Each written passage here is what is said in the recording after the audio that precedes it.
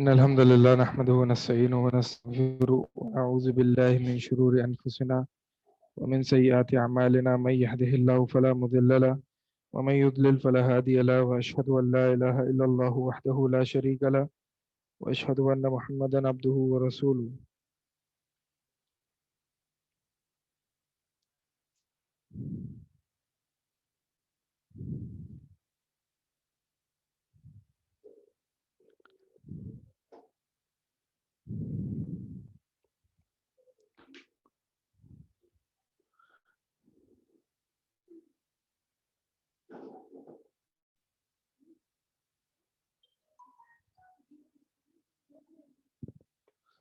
Last class میں ہم نے جو ہے وہ تقلید کے بارے میں پڑھا تھا، ٹھیک ہے، اور جو ہماری گفتگو تھی وہ تقلید فروعی مسائل میں، فقہی مسائل میں اس حد تک محدود تھی. رہی بات تقلید عقیدے کے مسائل میں، تو عقیدے کے مسائل میں جو ہے وہ تقلید کلی طور پر حرام ہے، ٹھیک ہے. عقیدے میں تقلید جو ہے وہ نہیں ہوتی ہے کسی بھی طریقے سے، اور عقیدے میں اختلاف جو ہے وہ ناقابل قبول ہے. عقیدے میں کسی بھی طریقے کا اختلاف ناقابل قبول ہے، اور جتنا بھی ائمہ اربعہ میں جو اختلاف ہے تو اس کی نوعیت فقہی اختلاف کی ہے، اس کی نوعیت جو ہے وہ عقیدے میں اختلاف کی نہیں ہے، کیونکہ تمام کا جو عقیدہ ہے وہ ایک ہی تھا. آج جو ہم نے ٹاپک پڑھنا ہے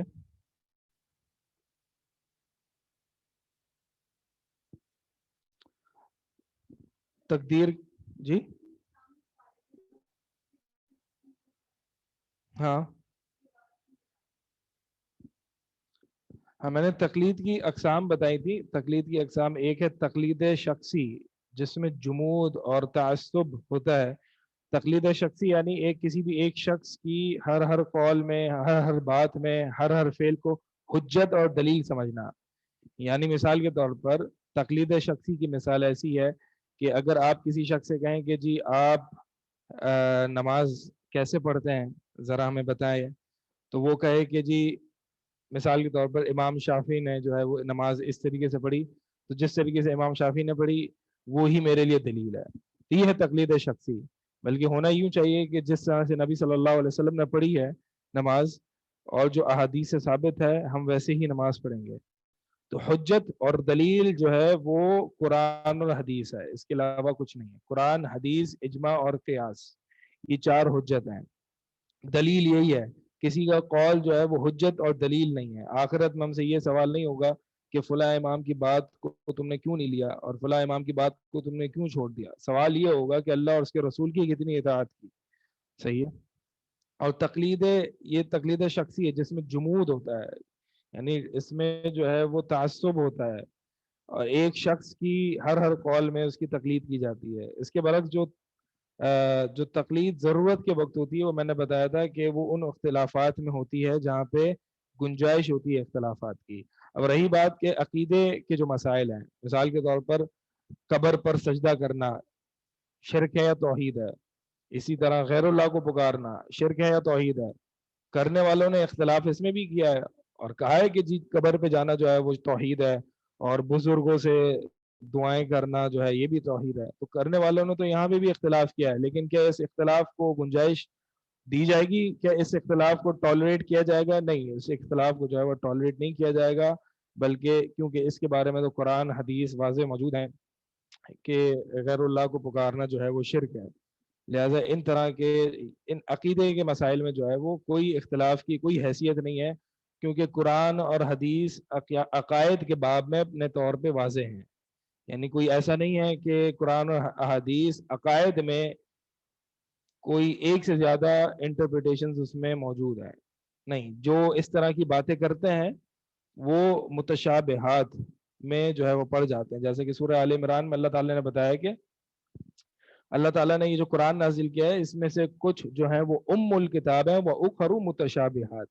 کچھ آیتیں جو ہے وہ ام الکتاب ہیں، اصل کتاب ہیں، اور دوسری آیت جو ہے وہ متشابہات ہے۔ تو قرآن کی دو تقسیم کی ہے اللہ تعالیٰ نے دو طریقے سے، کہ کچھ آیات محکمات ہیں، کچھ آیات جو ہے وہ متشابہات ہیں۔ تو جو محکم آیت ہے اس میں بالکل کلیئر کٹ ہے، جو بالکل کلیئر کٹ ہے، مثال کے طور پر سود حرام ہے، اور اسی طرح زکوٰۃ کی ادائیگی کے احکامات ہیں، اسی طرح اقیم الصلاۃ، نماز قائم کرو، اسی طرح ولا تدعوا مع اللہ احدا، اللہ کے علاوہ دوسروں کو نہ پکارو۔ یہ اپنے معنی میں بالکل جو ہے وہ محکم آیت ہے۔ محکم آیات وہ ہوتی ہیں جس میں کسی یعنی جو بالکل اپیرنٹلی ظاہر، کلیئر، ایکسپلیسٹ، کرسٹل کلیئر ہوتی ہے، اس میں کسی دوسرے معنی کی گنجائش نہیں ہوتی۔ اور جو متشابہات ہیں، دوسری قسم ہے متشابہات، اس میں جو ہے وہ ایک سے زیادہ انٹرپریٹیشن لوگ نکال سکتے ہیں، نکل سکتی ہیں، نکال سکتے ہیں۔ اس کا مطلب یہ نہیں کہ نکالنی چاہیے۔ تو اللہ تعالیٰ نے بتایا کہ جو لوگ جن کے دلوں میں فَأَمَّا الَّذِينَ فِي قُلُوبِهِمْ زَيْغٌ، جن کے دلوں میں ٹیڑھپن ہوتا ہے، کجی ہوتی ہے، تو وہ فَيَتَّبِعُونَ مَا تَشَابَهَ مِنْهُ، تو وہ متشابہ آیات کے پیچھے پڑتے ہیں، متشابہ آیات کے پیچھے پڑھ کے جو ہے وہ گمراہیاں تلاش کرتے ہیں اور اپنی گمراہیوں پر دلیل لیتے ہیں۔ لیکن جو والراسخون فی العلم، اور جو علم میں رسوخ اور پختہ ہیں، اہل علم ہے، وہ جو ہے وہ یہ کہتے ہیں کہ آمنا بھی کل من عند ربنا، ہم سب پر ایمان لاتے ہیں، یہ سب اللہ کی طرف سے ہے۔ تو اب اللہ تعالیٰ نے جو ہے وہ صحیح طریقہ بتایا۔ طریقہ کیا ہے کہ اگر جو آیت قرآن کی تمہیں کلیئر کٹ نہیں لگ رہی، اس کا معنی متشابہ ہے، ٹھیک ہے، متشابہ ہے، یعنی معنی جو ہے وہ تمہیں کلیئر کٹ نہیں حاصل ہو رہا اس سے، تو پھر کیا کرنا ہے؟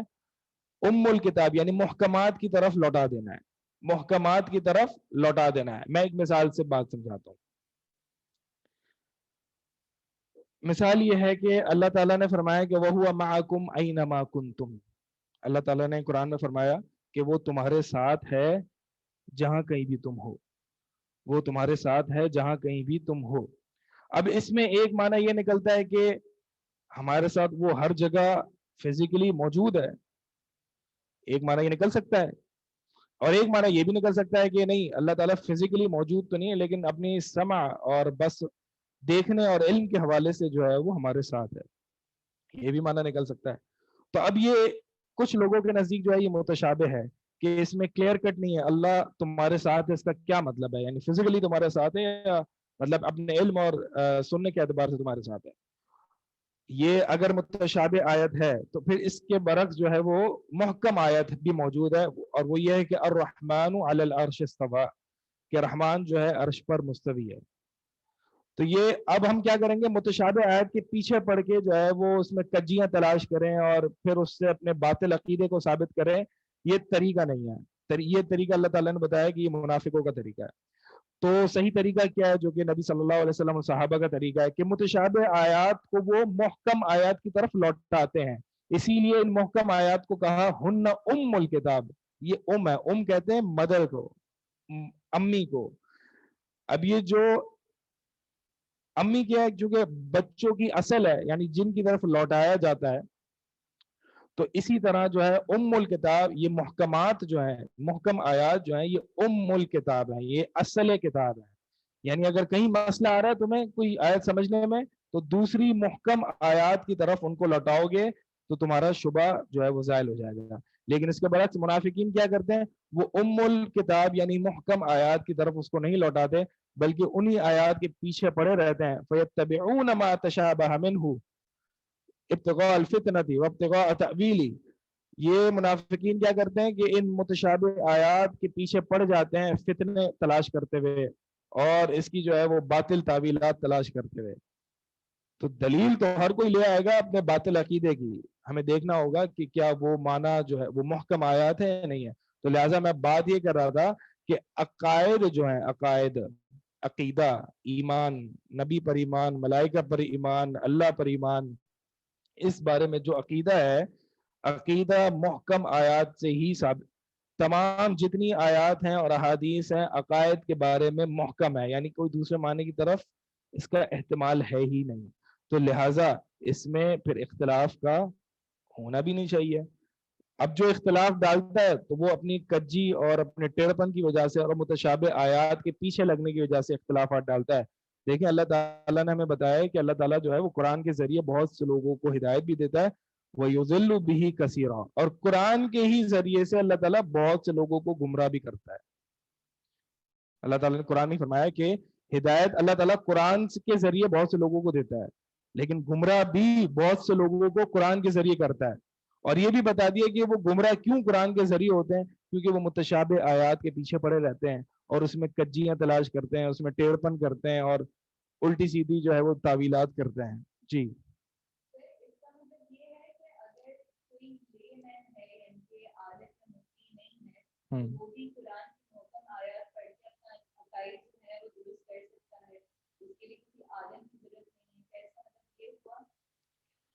سوال ہے کہ اس کا مطلب یہ ہوا کہ کوئی ایک عام آدمی ہے, وہ بھی جو قرآن کی کلیئر کٹ اور محکم آیات ہیں اس کو پڑھ کے اپنا عقیدہ درست کر سکتا ہے اور اس کو کسی رہنمائی کی ضرورت نہیں ہے, عالم کی, اہل علم کی. نہیں, یہ بات صحیح نہیں ہے. مطلب ایک حد تک تو صحیح ہے, ظاہر سی بات ہے اگر خود سے انسان سب کچھ خود ہی پڑھنا شروع کر دے گا تو وہ گمراہ ہو جائے گا. تو لہٰذا یہ ایک عام آدمی ہے تو وہ اگر قرآن کے ترجمے کو ترجمہ پڑھ رہا ہے نا, عربی تو نہیں پڑھ رہا, اگر وہ ترجمہ پڑھ رہا ہے تو ہو سکتا ہے اس کے فہم میں غلطی ہو جائے محکم آیات کو سمجھنے کے لیے. تو ضروری ہے کہ وہ اہل علم سے بھی کنفرمیشن لیتا رہے اور اہل علم سے ہی پڑھے, علماء سے ہی پڑھے. صحیح ہے. یہ اب جو ہے وہ تقلید کے اعتبار سے بات ختم ہوئی, تو لہٰذا سمری اس کی یہ ہے کہ اختلافات جو ہیں فقہی مسائل میں دو طرح کے ہیں, اور عقیدے کے مسئلے میں اختلاف جو ہے وہ ایک ہی طرح کا ہے. فقہی مسئلے میں اختلاف دو طرح کے ہیں, ایک ہے قابل جس میں برداشت کی گنجائش ہو, وہاں پہ آپ کسی ایک اہل علم کی بات کو لے سکتے ہیں جن پہ آپ کو بھروسہ ہو اور اس کے علم پر, جہاں پہ قابل گنجائش جو اختلافات ہیں. لیکن فقہی اختلافات میں بھی ایسے اختلافات ہیں جو کہ قابل گنجائش نہیں ہے, تو وہاں پہ جو ہے وہ آپ نے تقلید نہیں کرنی ہے. اچھا, اب دوسری بات یہ بھی سمجھ لیں, اس کو بھی واضح کر لیں کہ وہ ٹالریبل ڈفرینسز جہاں پہ وہ فقہی مسائل جہاں پہ ایک سے زیادہ معنی نکلتے ہیں اور اختلاف کی گنجائش ہے, اگر آپ کسی ایک کی بات کو لے لیتے ہیں تو اس کا مطلب یہ نہیں ہے کہ آپ اسی پر اڑے رہیں گے. اگر کبھی کوئی دوسرا عالم آپ کو حدیث بتا دے یا کوئی آپ حدیث اس کے مخالف کہیں آ جائے, نظر آ جائے, تو آپ حدیث پر آ جائیں گے اور اس عالم کے قول کو چھوڑ دیں گے. یہ ہے جمود, یہ ہے کہ جمود نہ ہو. ٹھیک ہے, یعنی آپ نے ایک عالم کو لے لیا اور بس اندھی تقلید کر دی, میں یہ نہیں کہہ رہا. اگر آپ کے پاس دلائل واضح نہیں ہے, دیگر ادلہ اور جو ہے وہ تحقیق واضح نہیں ہے, تو آپ اس وقت ٹالریبل ڈفرینسز میں کسی ایک عالم کے پر اعتماد کر سکتے ہیں. اس کو تقلید نہیں کہتے, اس کو کہتے ہیں کسی ایک عالم پر اعتماد کرنا, کیونکہ آپ نے جس عالم پر اعتماد کیا تو دلیل کی بنیاد پر ہی کیا ہے. اب اگر اس کے مخالف کوئی دلیل آ جاتی ہے تو آپ نے اس ایک کی بات پر اڑے نہیں رہنا, بلکہ آپ نے دلیل پر آ جانا ہے اور حدیث پر آ جانا ہے. ٹھیک ہے, تو بات یہ میں نے ذکر کی کہ فقہی مسائل میں دو طرح کے مسائل ہیں. ایک تو وہ ہیں کہ جہاں پر اختلافات کی کوئی گنجائش نہیں ہے, انٹالریبل ڈفرینسز ہیں. جہاں پہ میں یہ بات کر رہا ہوں کہ انٹالریبل ڈفرینسز ہیں, اس کو برداشت نہیں کیا جائے گا, اس کا مطلب یہ نہیں برداشت نہیں کیا جائے گا اور اس کو مار دیا جائے گا جو اس سے اختلاف کر رہا ہے, اس کو قتل کر دیا جائے گا, اس پر فتوے جاری کیے جائیں گے, اس کو گالیاں دی جائیں گی. میں یہ بات نہیں کر رہا. ٹالریبل انٹالریبل میں جو میں جس ایسپیکٹ سے بات کر رہا ہوں, یعنی اس کو ڈیو کنسیڈریشن نہیں دی جائے گی, اس کو اہمیت نہیں دی جائے گی, اس کو ڈس ریگارڈ کر دیا جائے گا, اور اس کو جو مخالفین ہے اس کو سمجھایا جائے گا. نہیں سمجھا تو وما علینا الا البلاغ المبین, ہمارے پاس تو صرف تبلیغ ہے, ہمارے اوپر ہم نے جو ہے وہ ہدایت کا ذمہ نہیں اٹھایا ہوا, نہ ہی اللہ تعالیٰ نے ہمیں جو ہے وہ اس کا جو ہے وہ اس کی ذمہ داری دی ہے کہ تم نے ہدایت دے کی چھوڑنی ہے. نہیں, ایسا نہیں ہے. وما انت علیہم بوکیل, آپ ان پر وکیل نہیں ہیں, آپ ان کے کاموں کے وکیل نہیں ہیں. یعنی آپ نے ہدایت جو ہے وہ ٹھونسنی نہیں ہے, آپ توفیق نہیں دے سکتے, ہدایت راہ دکھا سکتے ہیں, رہنمائی کر سکتے ہیں. رہی بات یہ کہ عقیدے میں جو ہے وہ ایک ہی طرح کے اختلافات ہیں، اور وہ یہ ہیں کہ عقیدے کے باب میں جو اختلافات ہیں وہ ہے ہی انٹالریبل، وہ ہے ہی انٹالریبل. وہاں پہ ٹالریبل ایسا نہیں ہے کہ عقیدے کے مسئلے میں بھی کچھ اختلافات کی گنجائش ہے. صحیح ہے؟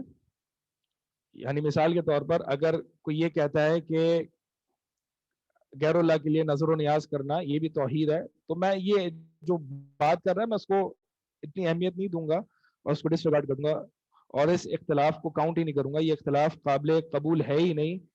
یہاں پہ لرن ٹو ڈس اگری یہ نہیں ہوگا. یہاں پہ جو ہے وہ اتنی زیادہ کمپیشن جو ہے وہ سامنے والے کو نہیں دکھائی جائے گی، بلکہ اس کا رد کیا جائے گا، اس کا انکار کیا جائے گا ادب اور احترام کے دائرے میں رہتے ہوئے. جی اگر کوئی سوال ہے تو کر لیں، پھر ہم انشاءاللہ 5 منٹ ہم سوال لیتے ہیں، پھر تقدیر کا ٹاپک سٹارٹ کر دیتے ہیں. ٹھیک ہے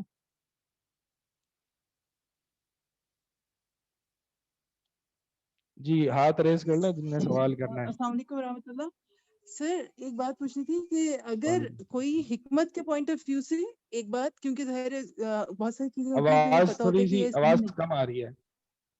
آواز اچھا جی سر اب صحیح آ رہی ہے؟ ہیلو. اگر کوئی جی حکمت کے جی جی صحیح. مقصد سے کہ تبلیغ وہ کرنا چاہتا ہے اور اس سے پتہ ہے کہ یہاں پر کسی پرٹیکولر آڈینس میں یہ ایشوز ہیں، فار ایگزامپل ایون عقیدے کے لحاظ سے بھی ہمیں پتا ہوتا ہے کبھی کبھی کہ یہاں پر یہ ایشوز ہیں، تو ان کو ٹچ نہ کرے. اور مطلب میں اصل میں اس وجہ سے یہ بات پوچھ رہی ہوں کہ ہم کبھی درس دیتے ہیں، تو درس دینے میں یہ ہوتا ہے کہ ہمیں پتا ہوتا ہے کہ آڈینس میں کچھ لوگ ایسے ہیں کہ جن کے سامنے اگر یہ بات کی تو بدک کے پھر آئیں گے ہی نہیں کبھی ہمارے درس میں. اور ابھی ہم ان کو پیچھے سے ریپیٹ کر سکتی ہیں سوال؟ مجھے آواز بالکل نہیں آ رہی ہے. سوال سر کی آواز اب آواز آئی آپ کو؟ جی ہلو آ رہی ہے. جی جی آ رہی ہے. سر اگر کوئی درس دیتے ہوئے یہ حکمت رکھے کہ جو ہمارے آڈینس آ رہے ہیں ان میں ہر طرح کے لوگ ہیں، ایون عقیدے کے لحاظ سے بھی کچھ تھوڑے سے پلس مائنس ہو سکتے ہیں، اور وہ ان کو فوری طور پہ ٹچ نہ کرے اور ان کو اس طرح سے لے کے چلے کہ پہلے یہ بھی جڑ جائیں، ان کا دل نرم ہو جائے، بہت ساری چیزوں پہ جو ایگریڈ ہیں ان پہ آ جائے، اور پھر صحیح آہستہ ہے. آہستہ عقیدوں کو صحیح رکھنے کا وہ رکھے. تو یہی میں آپ کا صحیح ہے؟ سوال سمجھ گیا. آپ کا سوال یہ ہے کہ اگر کوئی ایسی آڈینس ہے جہاں پہ ہم ان کو، یہ آواز اسپیکر کی تھوڑی بڑھ سکتی ہے، تھوڑی بڑھا دیں. سوال جو آپ کا یہ ہے کہ اگر کوئی ایسی آڈینس ہے کہ جہاں پہ مثال کے طور پر اگر ایک جو شرک کا مرتکب ہے، غیر اللہ کو پکارتا ہے، غیر اللہ کے نام پہ نظر نیاز کرتا ہے، تو اگر ایسا کوئی شخص ہے اس کو ہم ابتدائی سے ہی ہم جو ہے وہ رد نہ کرنا شروع کرتے ہیں، بلکہ ہم جو ہے وہ حکمت عملی سے کام لیں اور پھر آہستہ آہستہ اس کو جو ہے وہ یہ چیزیں بتاتے رہیں. یہی سوال ہے آپ کا؟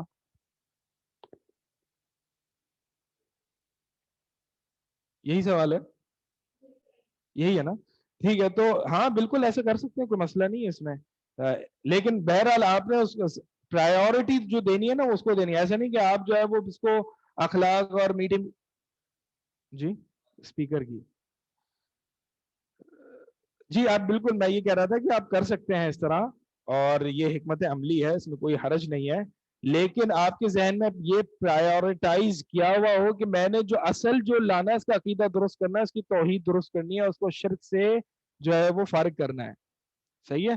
اس کو یہ آپ کی پرائیورٹی ہونی چاہیے. اب آپ جیسے لیں، آپ مثال کے طور پر آپ ان کے ساتھ اچھے برتاؤ کریں، اچھے اخلاق. اب جیسے کہ نبی صلی اللہ علیہ وسلم نے بھی تو مؤلفۃ القلوب کو زکوٰۃ دی نا. زکوٰۃ دی یعنی پیسوں سے فائنینشلی مائل کیا اپنے دین کی طرف. حتیٰ کہ جو نئے نئے مسلمان ہوئے تھے وہ یہ کہنے لگے اپنے قبیلے میں جا کے کہ میں اس شخص کے پاس سے آ رہا ہوں کہ جو فقر سے نہیں رہتا بھائی، وہ تو وادی کے وادی جو ہے وہ بکریاں اور اس میں زکوٰۃ میں دے دیتا ہے. تو نبی صلی اللہ علیہ وسلم آپ کے جی اگر آپ کے اخلاق وغیرہ اچھے ہوں گے تو ظاہر سی بات ہے لوگ آپ کی طرف مائل ہوں گے. تو حکمت عملی سے ہی دینا ہے. میں نے تو یہ رد کرنا شروع کرتے ہیں. مقصد یہ ہے کہ آپ پرائیورٹی دیں. مقصد یہ نہیں ہے کہ آپ مثال کے طور پر ہاں اسٹیپ بائی اسٹیپ اس کو لے کے چلیں، لیکن پرائیورٹی آپ نے اسی کو دینی ہے. ایسا نہیں کہ آپ اسٹیپ بائی اسٹیپ لے کے آپ جو ہے بس اس کو دین کی صرف اخلاقیات سکھا رہے ہیں کہ جی زنا حرام ہے اور میوزک حرام ہے، اور اس طرح جو ہے وہ ہنس کے ملنا چاہیے اور دوسروں کو کھانا کھلانا چاہیے اور یہ ساری چیزیں کرنی چاہیے. تو یہ اخلاقیات، یہ تو کافر بھی اس مورالٹی کو ایکسیپٹ کرتا ہے کہ یہ اچھی چیز ہے. اگر نبی صلی اللہ علیہ وسلم نے صرف اسی اخلاقیات کی دعوت دینی تھی تو پھر جو ہے وہ کافروں کی اپوزیشن نہیں آتی. نبی صلی اللہ علیہ وسلم کی جو مخالفت آئی وہ آئی توحید کی بنیاد پر. ورنہ نبی صلی اللہ علیہ وسلم نے تو کیا یتیموں کے سر پہ ہاتھ رکھنا یہ ساری دعوت بھی دی. کافروں کو اس سے کوئی مسئلہ نہیں تھا. لیکن میں یہ کہہ رہا ہوں کہ ایسا ایسا آپ نے اسٹیپ بائی اسٹیپ لے کے چلنا ہے. پرائیورٹی اس کو دینی ہے. ایسا نہیں ہے کہ پھر آپ نے جو ہے وہ اسی پر اٹک جانا ہے اور عقیدے پر نہیں آنا. یعنی عقیدہ مین چیز ہے. آپ نے یہ ذہن میں آپ کا جو ہے وہ پری پلانڈ ہو اور یہ ایک مائنڈ مطلب پہلے سے پلانڈ ہو کہ آپ نے جو ہے وہ اس کا عقیدہ درست کرنا ہے. کیونکہ عقیدہ درست ہوگا تو عبادتیں درست ہوں گی. عقیدہ توحید ہوگی تو عبادتیں درست ہوں گی. شرک ہوگا تو پھر چاہے جتنے بھی انسان جو ہے وہ اخلاقیات پر عمل کرتا رہے اس کی وہ قابل قبول نہیں ہوں گی. ٹھیک ہے جی.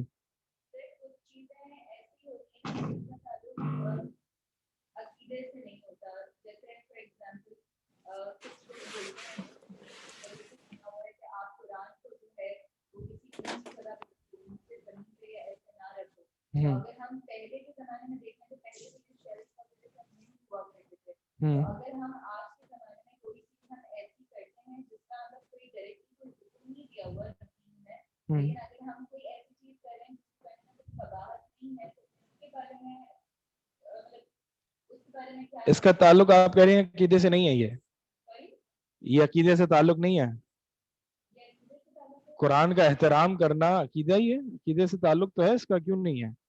اور سوال یہ ہے کہ کیا میں قرآن کا جو ہے قرآن کو اوپر رکھنا یا نیچے رکھنا یا زمین پہ رکھنا اس طرح سے جو ہے وہ کرنا، یہ ان مسائل میں ہم یہی سوال ہے نا. کیا سوال ہے آگے؟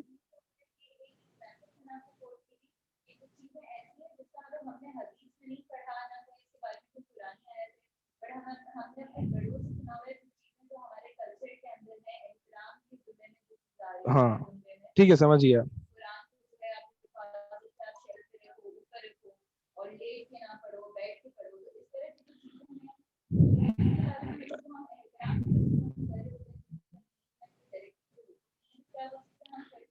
ہاں صحیح ہے.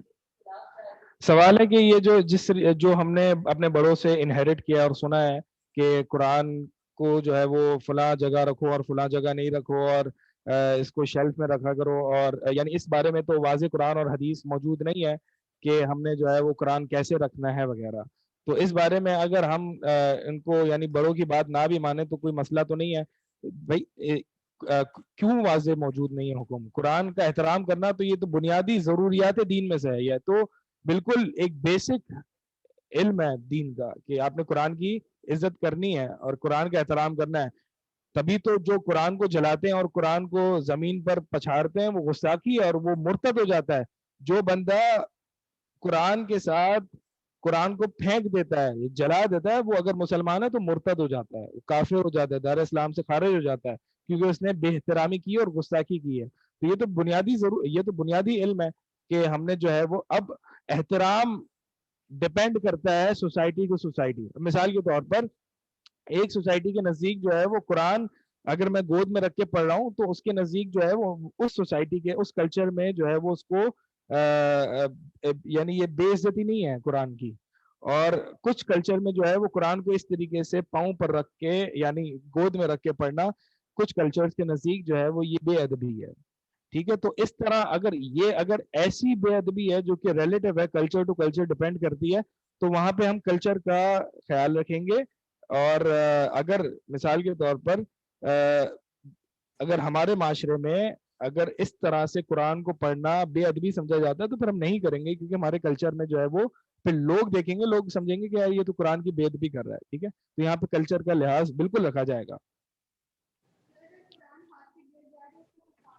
قرآن ہاتھ سے گر جائے تو اس کا کفارہ جو ہے وہ کچھ نہیں ہے. اس کو چومنا وغیرہ کوئی جائز نہیں ہے، مطلب کوئی اس میں وہ چومنا وغیرہ جو ہے یہ ثابت نہیں ہے قرآن کو.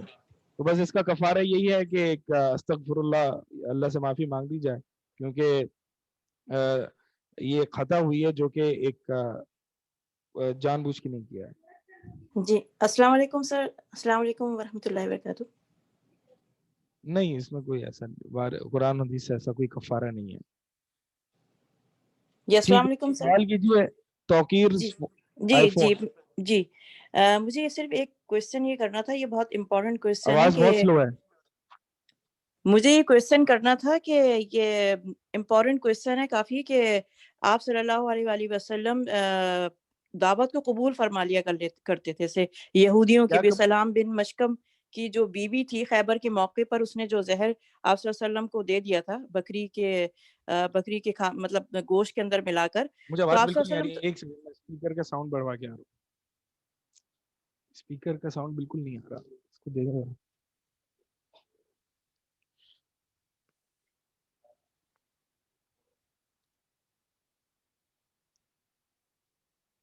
جی آپ سوال کیجئے.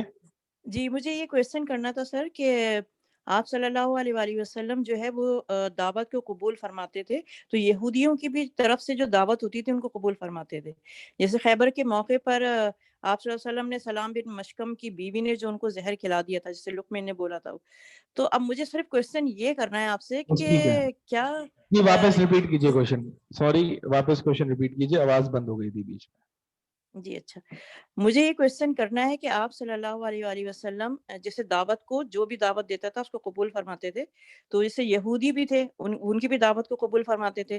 جیسے خیبر کے موقع پر سلام بن مشکم کی بیوی نے جو زہر بکری کے اندر جو ملا کر ان کو دیا تھا, تو میرا کہنے کا مقصد صرف یہ ہے کہ ہم لوگ جو ہے وہ کیا یہ جو یہود جو ہیں ان کا کھانا جیسے گوشت ہوتا ہے جو حلال جیسے بکری ہے گائے ہے, تو کیا وہ کھا سکتے ہیں؟ کیونکہ یہاں پر امریکہ میں کیا ہوتا ہے کہ جیسے بچے ہی کوشچن کرتے ہیں کہ بھئی آپ تو منع کرتی ہیں اور جتنے عربی لوگ ہوتے ہیں وہ تو بیٹھ کے کھاتے ہیں وہاں پہ ریسٹورینٹس میں کھانا, تو آپ مطلب منع کرتی ہیں. تو اب میرے یہ سمجھ میں نہیں آتا, وہ کہتے ہیں بس بسم اللہ پڑھیں اور اس کو کھا لیں. تو یہ مطلب میرے سمجھ میں نہیں آتا یہ جائز ہے کہ نہیں ہے. لیکن پھر یہ سوچتی ہوں کہ آپ صلی اللہ علیہ وسلم بھی تو دعوت کو قبول فرماتے تھے اور ان کو کھانا جو یہود کا تھا وہ کھاتے تھے پھر, ٹھیک یا ہے اب اس سمجھ میں گیا. مطلب جی صحیح اچھا ہے. جی اہل جزاک کتاب کا ذبیحہ جو ہے وہ جائز ہے اور کھانا صحیح ہے, حلال ہے. شرط کیا ہے؟ شرط یہ ہے کہ اللہ کے نام پر ذبح کیا ہو. شرط یہ ہے کہ اس یہودی یا نصرانی نے جب ذبح کیا ہو تو بسم اللہ اللہ اکبر کہا ہو, تو اس کا ذبیحہ کھانا جائز ہے. اب سوال یہ ہے کہ آج کل کے جو وہاں پہ سلاٹر ہاؤسز ہیں اور وہاں پہ جو جانور ذبح ہوتے ہیں وہاں تو نہیں ہوتا نا, یہ اللہ کے نام پہ تو ذبح نہیں ہوتے. تو اس میں اس وقت وہ جو پرانے وقت کے یہودی تھے وہ اللہ کے نام پر جانور ذبح کرتے تھے. ٹھیک ہے, تو اب شرط کھانا بالکل جائز نہیں ہے, مطلب یہ آپ مطلب میں یہ پوچھ نہیں جائز نہیں ہے. ہاں اگر جی کوئی آپ کو جزاک پتا ہو کہ کوئی ایسا وہاں پہ ہے جو یہودی اہل کتاب میں سے وہ اللہ کے نام پر ذبح کر دیتا ہے تو پھر اس کو کھانا صحیح ہے. ٹھیک ہے جی سر جزاک اچھا, اللہ. عائشہ انور آپ کو انمیوٹ کر رہا ہوں, لاسٹ کوشچن ہے. جی السلام علیکم ورحمۃ اللہ سر. پچھلے ویک سر جو کوشچن آنسر سیشن ہوا تھا اس میں آپ نے کہا تھا کہ جب ہمارا کچھ اختلاف ہوتا ہے فقہی اعتبار سے تو لوگ جو ہوتے ہیں اس میں آواز اب اتنی زیادہ ہو گئی ہے کہ کوشچن سمجھ میں نہیں آ رہا, تھوڑا سا کم بولیں. اسپیکر اچھا تھوڑے جی تیز کیے.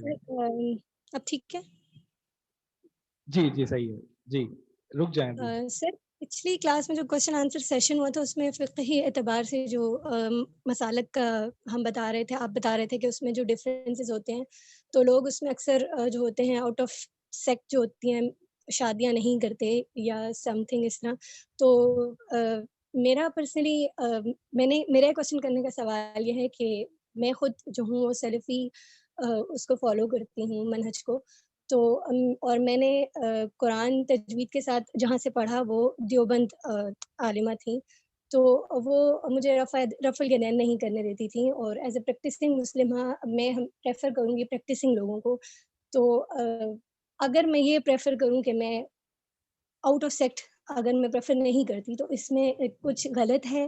کیونکہ میرا آپ نے کہا کہ آؤٹ آف سیکٹ اگر میں شادیاں نہیں کیا نہیں کروں اگر میں ان کو پریفر نہ کروں شادی کے لیے آؤٹ آف سیکٹ, یعنی دیوبند یا احناف کو، کیونکہ وہ لوگ ہمارے فقہ اعتبار سے بہت مسائل ہیں، جیسے زوجین کے جنازے کے مسائل ہوتے ہیں، اور مختلف، سب سے پہلے تو عبادات میں ہی ڈفرینس آ جاتا ہے. رفع الیدین نہیں کرنے دیتی تھی وہ مجھے کہتی تھی آپ گمراہ ہو جائیں گی. میں کہتی تھی کہ ہم تو کسی بھی جو بھی ائمہ حضرات ہیں، ہم ان میں سے جس کی بات بھی سنت کے قریب ہو، حدیث سے ہمیں ثابت ہو، تو ہم ان کو پریفر کر سکتے ہیں، ہم انہیں لے سکتے ہیں. تو کہتی تھی نہیں آپ نہیں لے سکتی، آپ گمراہ ہو جائیں گی، اور آپ رفع الیدین نہ کیا کریں، یہ جائز نہیں ہے. اور اس طرح تو مطلب مجھے لگتا ہے کہ پھر بندے کو اپنا ہی جیسے عقائد کے لوگوں کو پریفر کرنا چاہیے. تو آپ کیا کہیں گے اس متعلق؟ کیونکہ اس بات پہ آپ کی اس بات پہ جو ہے میں تھوڑی سی وہاں اسٹک ہو گئی تھی. تو آپ کیا کہتے ہیں؟ صحیح ہے. اچھا ایک سیکنڈ، یہ اگر کوئی ان کا کوئی کوشچن سمرائز کر دے پیچھے، مجھے کچھ آوازیں آئیں کچھ نہیں، بالکل اختصار کے ساتھ سمرائز کیجیے. شادی، اچھا بس صحیح ہے.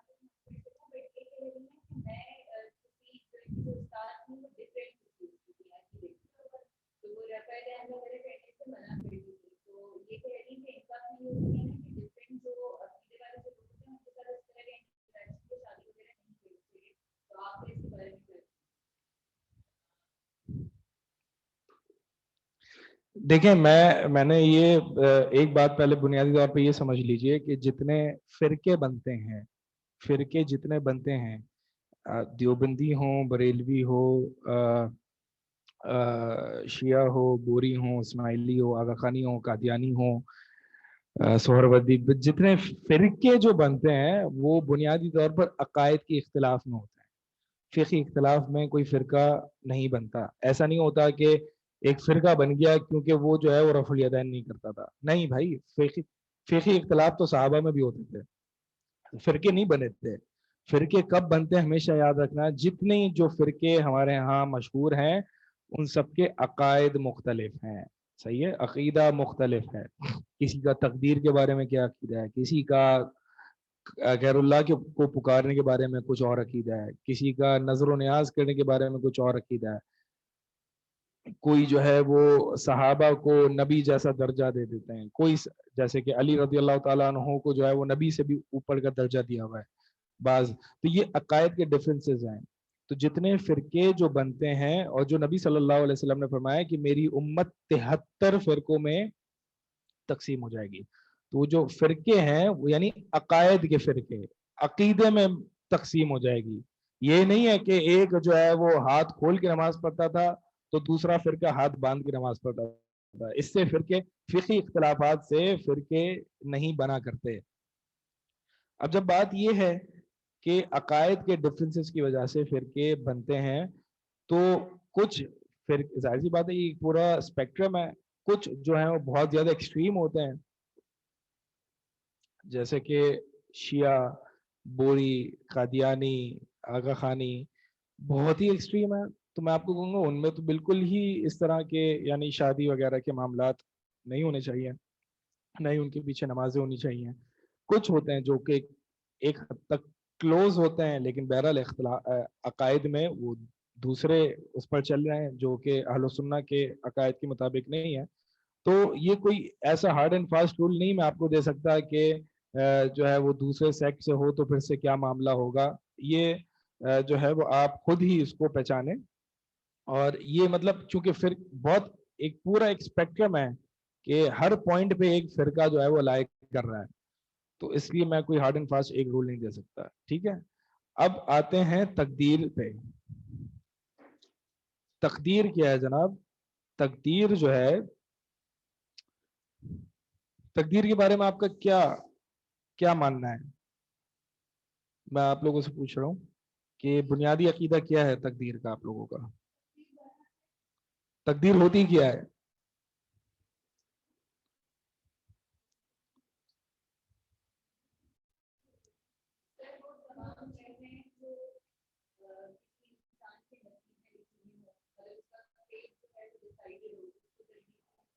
صحیح ہے، ٹھیک ہے. تقدیر پر ایمان ارکان ایمان میں سے ہے. ٹھیک ہے، آرٹیکلز آف فیتھ میں سے ایک ہے تقدیر پر ایمان لانا. چاہے خیر ہو چاہے شر. اب تقدیر پر ایمان لانا کس کو کہتے ہیں؟ تقدیر پر ایمان لانا ان 4 چیزوں پر ایمان لانا. جب ان 4 چیزوں پر ایمان لائیں گے تو تقدیر پر ایمان آپ کا مکمل ہوگا. پہلا، اللہ کا علم. اللہ کا علم، اللہ کو ہمیشہ سے علم ہے کہ کیا کچھ ہونا ہے اس کائنات میں، کیا کچھ ہوگا. اللہ تعالیٰ کا علم کامل اور پرفیکٹ ہے. ٹھیک ہے، اس میں کوئی نقص اور کوئی غلطی نہیں ہے. اللہ تعالیٰ کو پتا ہے کہ کیا ہونا ہے اس کائنات میں، ہر بندہ کیا کرے گا، کون شخص جنت میں جائے گا، کون جہنم میں جائے گا. اللہ تعالیٰ کو سب کا علم موجود ہے. تو اللہ کا علم، اس پر ایمان ہونا چاہیے. اسی طرح اس کتابت کیا ہے؟ آسمان و زمین کی تخلیق سے پہلے 50,000 سال پہلے اللہ تعالیٰ نے قلم، پین کو بنایا اور کہا اکتب، لکھ. تو پین نے پوچھا کیا لکھوں، قلم نے پوچھا کیا لکھوں. اللہ تعالیٰ نے فرمایا کہ لکھو جو کچھ قیامت تک ہونا ہے. تو لہٰذا اس قلم نے اس لوح محفوظ میں وہ علم لکھ دیا. اب لوح محفوظ میں لکھ دیا جا چکا ہے کہ کیا کچھ ہونا ہے، کیا کچھ ہوگا قیامت تک، سب کچھ لکھ دیا گیا ہے. تو اس کتابت پر بھی بلیو کرنا ہے ہم نے. پھر اس طرح جو ہے وہ تیسرا جو ہے مشیت، اللہ کی مشیت پر ایمان رکھنا. مشیت یا ارادہ یا ول، شاء جو اللہ تعالی چاہتا ہے، وما تشاءون الا ان یشاء اللہ، اور تم نہیں ول کر سکتے، ارادہ کر سکتے جب تک کہ اللہ ارادہ نہ کرے. یعنی تمہارا ارادہ، تمہاری مشیت اللہ کی مشیت پر موقوف ہے. تو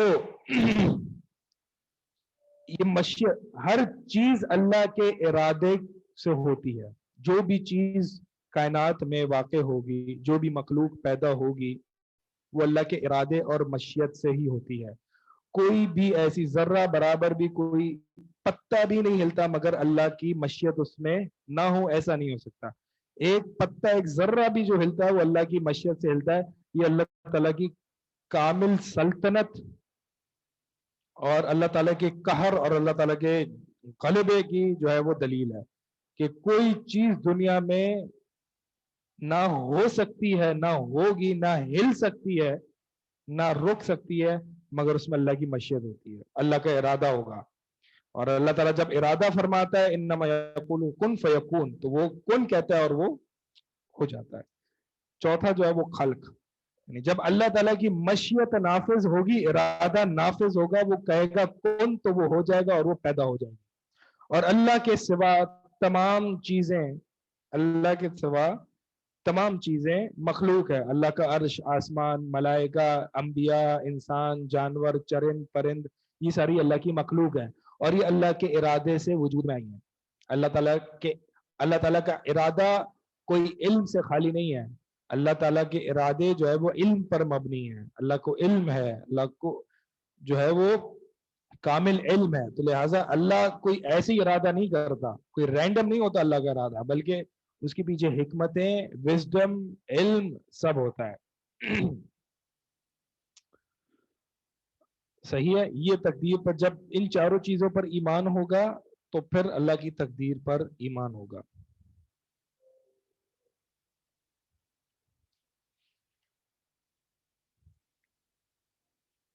لہذا اللہ تعالیٰ نے اللہ تعالیٰ کو علم ہے کہ میں نے اگلے لمحے کیا کرنا ہے، کون سی حرکت ہوگی، اللہ کو علم ہے. اور میرا ہلنا، میرا کوئی فعل اللہ کی مشیت پر موقوف ہے. ایسا نہیں ہو سکتا کہ میں کچھ کرنا چاہوں اور اللہ کا ارادہ نہ ہو اور میری مشیت اللہ کی مشیت پر غالب آ جائے. ایسا نہیں ہو سکتا، بلکہ میری مشیت، میرا ارادہ اللہ کے ارادے کے تابع ہے. ایسا نہیں ہو سکتا کہ کوئی انسان گناہ کرنا چاہ رہا ہے، اس کی مشیت گناہ کرنا چاہ رہی ہے اور اللہ تعالیٰ کا ارادہ نہیں ہے، اللہ تعالیٰ کے کنٹرول میں نہیں ہے. تو ایسا نہیں ہو سکتا، بلکہ بندہ چاہے گناہ کرے چاہے نیک کام کرے وہ اللہ کی مشیت پر موقوف ہوتا ہے. صحیح ہے. اب سوال یہ ہے کہ دیکھیں اللہ کے جو ارادہ ہے، ارادہ دو طرح کا ہے. اللہ تعالیٰ کی مشیت لکھ لیں، ارادہ لکھ لیں. اللہ کے ارادہ جو ہے وہ دو طرح کا ہے.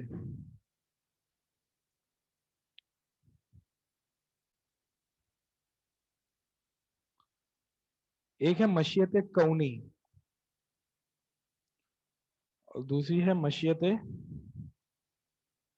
شرعی. کونی یعنی کونی معاملات، بارش کب ہونی ہے، صحیح ہے، بندہ اس دنیا سے کب رخصت ہوگا، کب پیدا ہوگا، کوئی چیز کب خلق ہوگی، تخلیق میں آئے گی، سارے جو کائناتی معاملات ہیں یہ کونی سے تعلق ہے.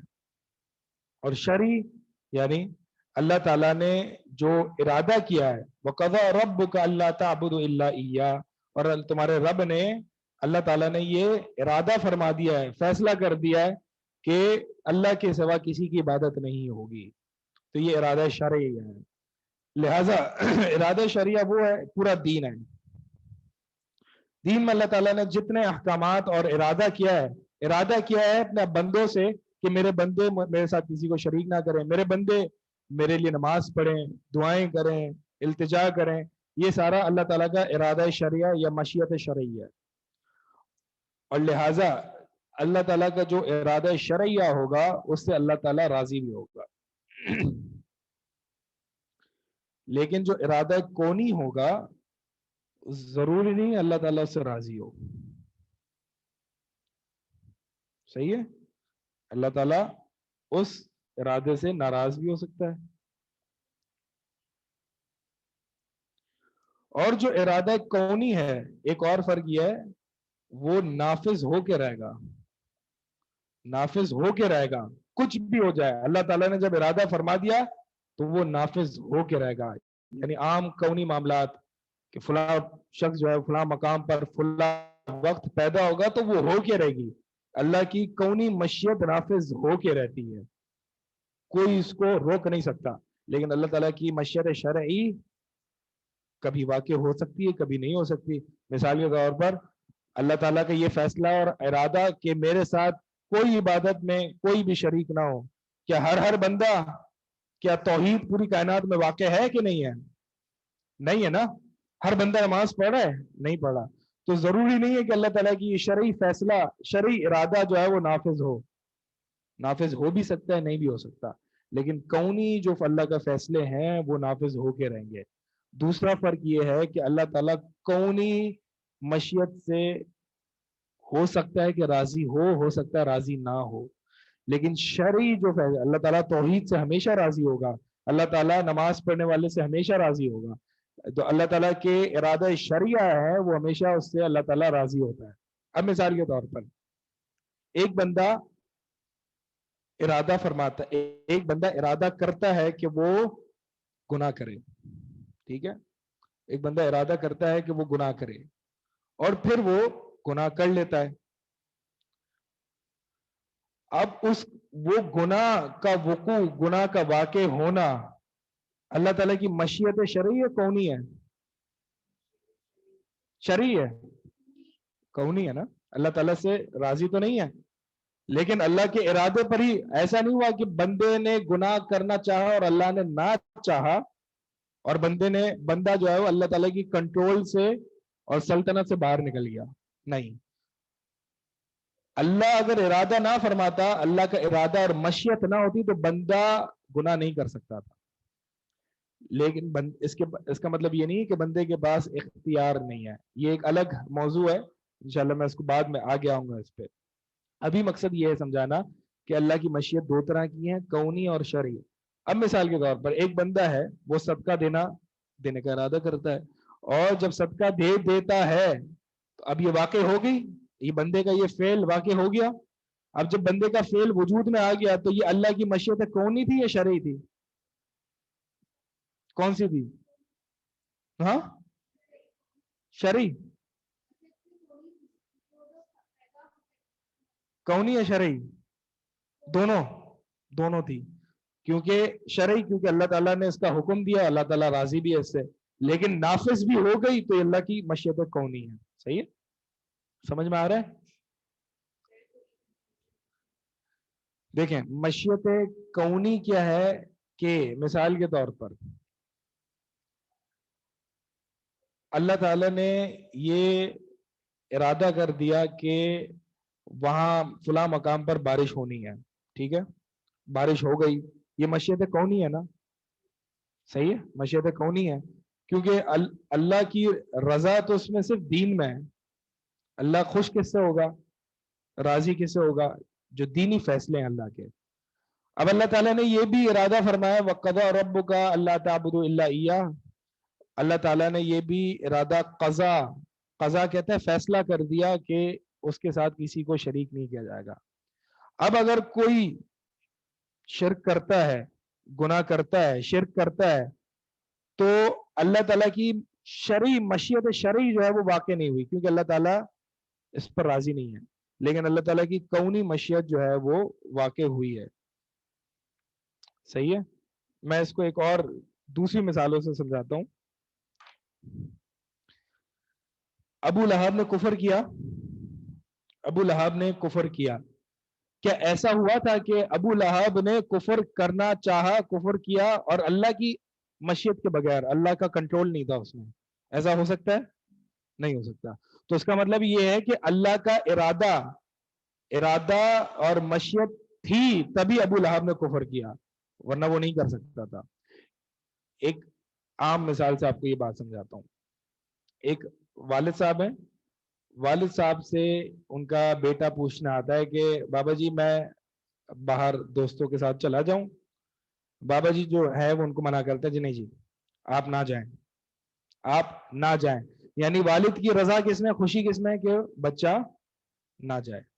अब बच्चा क्या करता है, बच्चा जो है वो दरवाजा खोलता है और वो चला जाता है, ठीक है, वालिद की रजा के, खुशी के मुखालिफ उसने काम किया। सही है, लेकिन अगर वालिद के ये कंट्रोल में था, अगर वो चाहता वालिद तो दरवाजे पर लॉक लगा देता और अपने बच्चे को नहीं जाने देता, लेकिन वालिद ने देखा, वालिद के अंडर था ये सब कुछ, यानी वालिद को पता है कि उसकी नाफरमानी हो रही है, चाहता तो उसका हाथ पकड़ के उसको रोक सकता था, लेकिन उसने जाने दिया।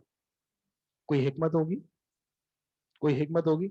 अब यही मिसाल जो है मैं यही समझाना चाह रहा हूं, क्या वालिद साहब अपने बच्चे से राजी थे, खुश थे जब वो चला गया? तो नहीं, लेकिन क्या बच्चा अपने वालिद के कंट्रोल से बाहर निकल गया और सल्तनत से बाहर निकल गया? नहीं, वालिद साहब चाहते तो उसको रोक सकते थे, लेकिन रोका नहीं। कोई हिकमत होगी, ठीक है, कोई इसके पीछे विजडम होगी कि वालिद साहब ने क्यों नहीं रोका। इसी तरह अबू लहब ने कुफर किया, अबू लहब ने कुफर किया, कि अल्लाह ने इसका हुक्म दिया था उसको? नहीं, लेकिन अल्लाह क्या इससे खुश है? नहीं, अल्लाह से नाराज है। तो लिहाजा अबू लहब ने ऐसा काम किया जिससे अल्लाह ताला खुश नहीं है। लेकिन क्या अबू लहब ने कोई ऐसा काम कर दिया कि जो अल्लाह ताला उस पर रोकने की कुदरत नहीं रखता था? तो लिहाजा अल्लाह के इरादे के साथ ही हुआ है। जैसे कि वहां पर बाप के इरादे, बाप की मशीयत, बाप के कंट्रोल के अंदर रहते हुए बच्चे ने नाफरमानी की है, इसी तरह जितनी नाफरमानियां और गुनाह होते हैं वो अल्लाह ताला के कंट्रोल और मशीयत और इरादे के तहत ही होते हैं। समझ में आ रही है अब?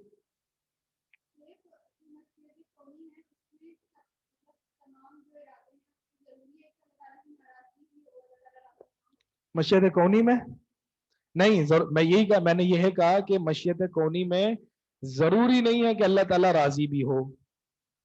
सही है, जरूरी नहीं है अल्लाह ताला राजी हो, कभी नाराज भी हो सकता है, राजी भी हो सकता है, जैसे उसकी शान शान को लायक है। अब यही मिसाल हम देखते हैं, बच्चा जो है वो कहता है कि बाबा जी मुझे बाहर जाना है, बाबा जी कहते हैं नहीं बेटा अभी नहीं जाना, बच्चा कहता है ठीक है, उसकी फरमाबरदारी कर लेता है। क्या बाप जो है अपने बेटे के इस फरमाबरदारी से खुश है? जी हाँ खुश है। तो लिहाजा बाप खुश भी है और ये बाप के कंट्रोल में भी था कि वो इस तरह की फरमाबरदारी करे। اگر باپ چاہتا تو اس کو نافرمانی پر اکسا دیتا اور کہتا کہ نہیں تم جاؤ، زبردستی اس کو گھر سے باہر نکال دیتا. تو لہٰذا ہم یہی کہتے ہیں کہ اگر کوئی بندہ نیکی بھی کرتا ہے تو یہ ایسا نہیں تھا کہ اللہ کی مدد اور اللہ کی توفیق نہیں تھی اس میں. اسی لیے ہم کہتے ہیں لا حول ولا قوت الا باللہ. تمام طاقتیں اور گناہوں سے نیکی کی طرف پھیرنے کی جو ہے وہ اللہ کے سوا کسی کے پاس نہیں ہے. تو بندہ ایسا نہیں تھا کہ بندہ کوئی نیکی کرنا چاہ رہا ہے اور اللہ کا ارادہ نہیں تھا اور اس نے نیکی کر لی. ایسا نہیں ہو سکتا جس طرح کہ ہم نے نافرمانی میں دیکھا. تو لہٰذا جس فیصلے سے، جس ارادے سے اللہ خوش بھی ہوتا ہے وہ ارادہ شرعیہ ہے. لیکن وہ ہمیشہ نافذ ہو جاتا ہے؟ نہیں، ایسا نہیں ہے. بہت سے لوگ اس کی نافرمانی کرتے ہیں. ارادہ کونی جو ہے وہ ہمیشہ نافذ ہو کے رہتا ہے اور ضروری نہیں ہے کہ اللہ تعالیٰ اس سے راضی بھی ہو.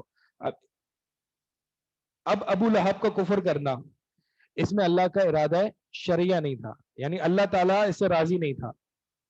لیکن چونکہ یہ واقع ہوا اور اللہ کے ارادے سے واقع ہوا تو لہٰذا یہ ارادہ کونیہ تھا. اسی طرح ابو بکر رضی اللہ تعالیٰ عنہ کا ایمان، ابو بکر رضی اللہ تعالیٰ عنہ نے جو ایمان لائے ہیں اس میں اللہ کا ارادہ شرعیہ ہے؟ جی ہاں ہے، کیونکہ اللہ اس سے راضی بھی ہے. اور ارادہ کونیہ ہے؟ جی ہاں ارادہ کونیہ بھی ہے، کیونکہ ابو بکر میں اپنی طرف سے یہ قدرت اور طاقت نہیں تھی کہ وہ ایمان لاتے مگر سوائے اللہ کی قدرت کے. تو اللہ نے ان کو قدرت دی، اللہ کے سلطنت اور اللہ کے کنٹرول میں رہتے ہوئے ابو بکر جو ہے وہ ایمان لے آئے. ٹھیک ہے، تو ہدایت جو ہے وہ اللہ کی توفیق ہے. لہٰذا اللہ تعالیٰ نے ارادہ کیا کہ فلاں بندہ ہدایت یافتہ ہوگا تو وہ بندہ ہدایت یافتہ ہوگا. صحیح ہے. یہاں تک اگر کوئی سوال ہے تو پوچھ لیں.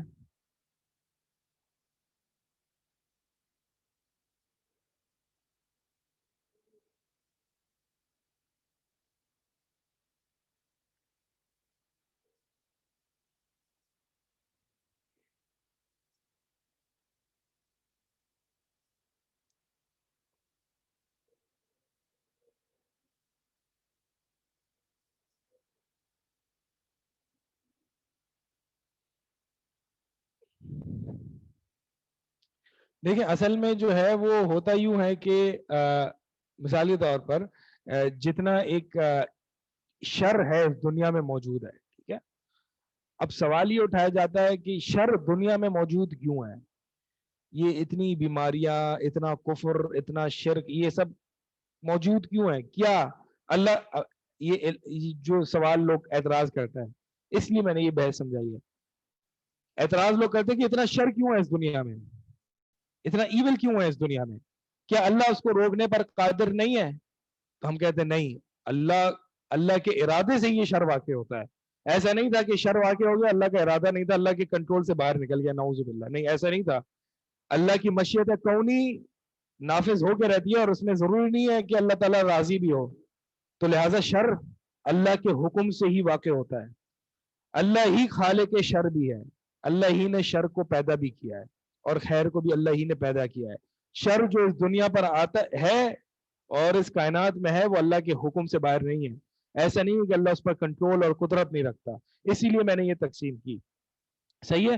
تو اب یہ سوال کیا جاتا ہے کہ جب تمہارا رب شر کو کنٹرول کرنے پر قادر ہے تو پھر روکتا کیوں نہیں ہے؟ تو ہم کہتے ہیں کہ کیا تم خود خدا بننا چاہ رہے ہو؟ اس کی اپنی اتنی حکمتیں ہیں بے شمار اس شر کے پیچھے. یہ بات یاد رکھنا، کوئی بھی شر، کوئی بھی evil in it's absolute sense, یعنی ہر اعتبار سے وہ شر ہو، اس کا وجود ہے ہی نہیں. ابلیس جو ہے شیطان، وہ شر کا منبع ہے، لیکن ہر اعتبار سے وہ شر ہو یہ نہیں ہے. کیونکہ اگر ابلیس نہ ہوتا تو ہم ابلیس سے جہاد کیسے کرتے، اللہ کے قریب کیسے ہوتے؟ ابلیس نہ ہوتا تو گناہ کیسے ہوتے؟ گناہ نہ ہوتے تو توبہ کیسے ہوتی؟ اور ایک حدیث میں آتا ہے کہ اللہ تعالیٰ توبہ سے بہت اتنا خوش ہوتا ہے کہ وہ ایک بندہ جو ہے وہ اپنے اونٹ پر سوار تھا صحرا میں اور اس کا زاد راہ وغیرہ سب اونٹ پر تھا، وہ کہیں سائڈ پہ آرام کرنے کے لیے اترا اور اتنے میں اس کی آنکھ لگ گئی. جب آنکھ کھلی تو اونٹ جو ہے وہ کہیں اور جا چکا تھا. ڈھونڈا اونٹ نہ ملا، پھر جا کے تھک ہار کے کہیں کونے میں بیٹھ گیا، حتیٰ کہ وہ مرنے کے قریب تھا کیونکہ اس کا سارا زادرات جو ہے وہ اونٹ پر تھا, مرنے کے قریب تھا کہ اونٹ جو ہے وہ اچانک آ گیا اور سارا اس کو جو زادرات تھا, کھانے پینے کا سامان تو اس کو مل گیا, اور وہ بندہ اتنا خوش ہوا کہ اس نے غلطی سے یہ کہہ دیا کہ اللہ تو میرا بندہ میں تیرا رب, یعنی اتنا خوش ہو گیا تھا کہ اس کو اپنی زبان پہ کنٹرول نہیں رہا. تو اللہ تعالیٰ اس بندے سے بھی زیادہ خوش ہوتے ہیں جب اس کے حضور توبہ کی جائے. اب مجھے بتائیں, اگر ابلیس نہ ہو, گناہ نہ ہو, تو توبہ کیسے ہوگی؟ تو لہٰذا یہ جو, اور کافر نہ ہو, شر نہ ہو, تو جہاد کیسے ہوگا؟ صحیح ہے. تو شر کے پیچھے بے شمار حکمتیں ہیں, آپ کو نہیں پتا تو اس کا مطلب یہ نہیں کہ حکمتیں ہیں ہی نہیں. اسی لیے میں نے فرمایا کہ اللہ تعالیٰ کی مشیت علم سے اور حکمت سے خالی نہیں ہوتی ہے. اللہ کی مشیت میں علم ہوتا ہے, حکمت ہوتی ہے. اگر شر کا وجود بھی ہے تو ہر اعتبار سے وہ کلی طور پر ایبسولوٹ سینس میں وہ شر نہیں ہے, ایول نہیں ہے, بلکہ کچھ اعتبار سے اس میں خیر کے پہلو بھی ہیں, اور وہ خیر کے جو پہلو ہیں وہ شر سے بہت زیادہ ہیں. یہ ایسے ہی ہے کہ ایک سرجن ہے, سرجن جو ہے وہ سرجری کرتا ہے اور پیٹ کاٹتا ہے پیشنٹ کا. اب وہ جو پیٹ کاٹا ہے in it self is painful for patient, ٹھیک ہے. یہ ایک درد ہے, تکلیف دہ ہے, کس کے لیے؟ پیشنٹ کے لیے. اب پیشنٹ کے لیے, پیشنٹ اس کو اب جب اس سینس میں دیکھے گا تو وہ کہے گا یار مجھے درد ہو رہا ہے, مجھے تکلیف ہو رہی ہے, یہ تو میرے لیے ایول ہے. ٹھیک ہے, جیسے کہ بچہ کرتا ہے, بچے کو جب انجیکشن لگاتے ہیں تو اس کو دوسرے اعتبار سے خیر نہیں دکھتی, بلکہ اس کو شر ہی دکھتا ہے کہ مجھے انجیکشن لگ رہا ہے اور میرے اندر جو ہے وہ یہ نیڈل جا رہی ہے اور میرا جو سکن جو ہے اس کو پینیٹریٹ کیا جا رہا ہے, مجھے درد ہو رہا ہے, لہٰذا وہ اس کو شر ہی دیکھتا ہے. لیکن جب پیشنٹ میچور اڈلٹ ہوتا ہے تو وہ یہ دیکھتا ہے کہ اس کا جو نتیجہ ہے اس کے پیچھے بہت ساری خیر ہے اور اس میں میری ہی بھلائی ہے. تو جو اللہ کے یعنی ان کائنات میں جو شر کے پیچھے جو حکمتیں ہیں وہ اس کو نہیں سمجھتا, وہ گویا کہ اس بچے کی طرح ہے جس کو انجیکشن لگ رہا ہے کہ اس کو جو ہے بس صرف شر ہی دکھائی دے رہا ہے اور اس کو خیر نہیں دکھائی دے رہی. ٹھیک ہے, تو اس لیے میں نے فرمایا 2 سوالات 2 اعتراضات کیے جاتے ہیں ملحدوں کی طرف سے. ایک یہ کہ اللہ تعالیٰ کیا شر کو کنٹرول کرنے پر قادر نہیں ہے؟ ہم کہتے نہیں, کوئی پتا بھی نہیں ہلتا مگر اللہ کے کنٹرول میں اور اللہ کی مشیت سے اور اللہ کے ارادے سے ہوتا ہے. تو لہٰذا یہ جس طرح جو ایول دیکھتے ہیں کائنات میں وہ اللہ کے ارادے اور اللہ کی مشیت سے ہوتا ہے. ایسا نہیں ہوتا کہ اللہ کے کنٹرول سے باہر نکل گئے معاملات, نہیں, بلکہ اللہ کے ارادے کے تابع ہیں. ہر چیز اللہ کے ارادے کے تابع ہے. دوسرا اعتراض کیا جاتا ہے کہ جب اللہ تعالیٰ قادر ہے تو پھر اس کو روکتا کیوں نہیں ہے؟ جب اللہ تعالیٰ قادر ہے تو اس کو روکتا کیوں نہیں ہے؟ تو اس کا جواب یہ ہے کہ اس کے پیچھے کئی پہلوؤں سے خیر ہے. ہماری عقل محدود ہے اور اللہ کا علم جو ہے وہ لامحدود ہے. اس کے پیچھے کیا حکمتیں ہیں؟ بہرحال کچھ کی میں نے آپ کے سامنے ذکر کر دی ہیں, اس طرح اہل علم میں بہت ساری حکمتیں ذکر کی ہیں. لہٰذا اللہ کے ہر فعل میں, ہر فیصلے میں اللہ تعالیٰ کی حکمت پوشیدہ ہے.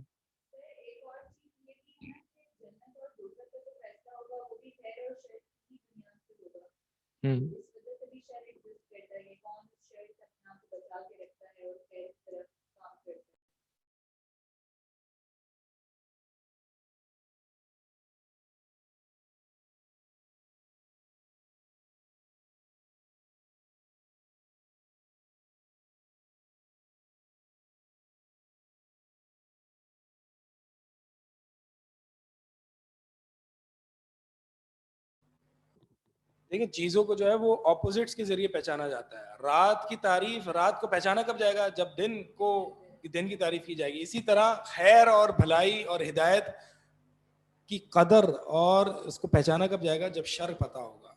جب کوئی شر کو پہچانتا ہی نہیں ہے تو پھر خیر کا پتہ نہیں ہوگا. جب خیر کا پتہ نہیں ہوگا تو پھر اللہ کا شکر کیسے ہوگا, اللہ کی عبادت کیسے قائم ہوگا؟